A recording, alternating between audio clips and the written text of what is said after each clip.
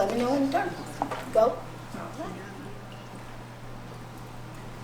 So 24% of fifth graders are disengaged in school. And by the time they get to middle school, those numbers increase to 39%. And if they haven't dropped out already, by the time they get to high school, those numbers increase to 56%. And that's alarming, because when you think about that holistically, from our K to 12, all of our K to 12 grades, almost 40% of kids are disengaged. Some of the reasons why they are could be because of they're bored, maybe they feel like their teachers don't care, bullying, maybe they're uninterested in the schoolwork, personal reasons. There are many different reasons why a child would be disengaged. So Next Grade Architects is a teaching studio that introduces architecture to children as early as kindergarten, and we nurture them all the way through licensure.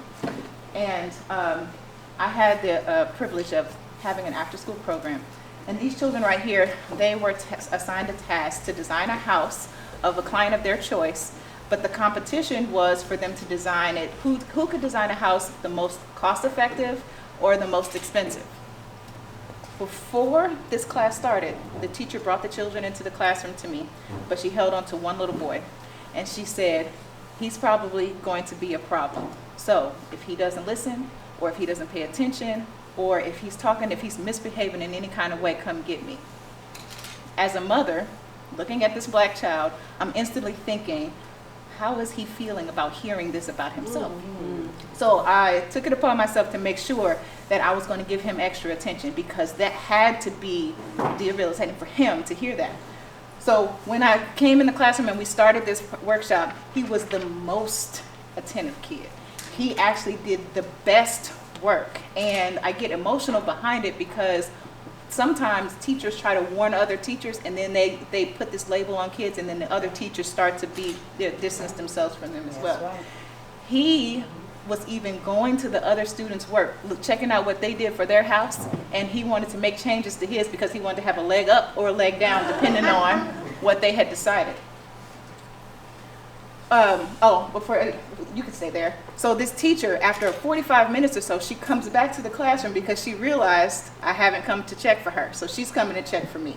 She comes in and she says, well, how did you get him to pay attention? What did you do to get him engaged? I said, nothing really. I just gave him something that he was interested in doing. Mm-hmm. What she didn't realize is when they hired me in to do that, they thought that they were doing an art project. But what they were actually doing is they're working on problem solving. They're working on critical thinking. They're working on teamwork because he's going around and being inspired by the other students in his class. They're working on public speaking because all of my students have to present all of the projects that they work on. They're building confidence because they're using their own creativity, and they know that they can trust it, because that's one of the rules that you have to follow when being in one of my programs.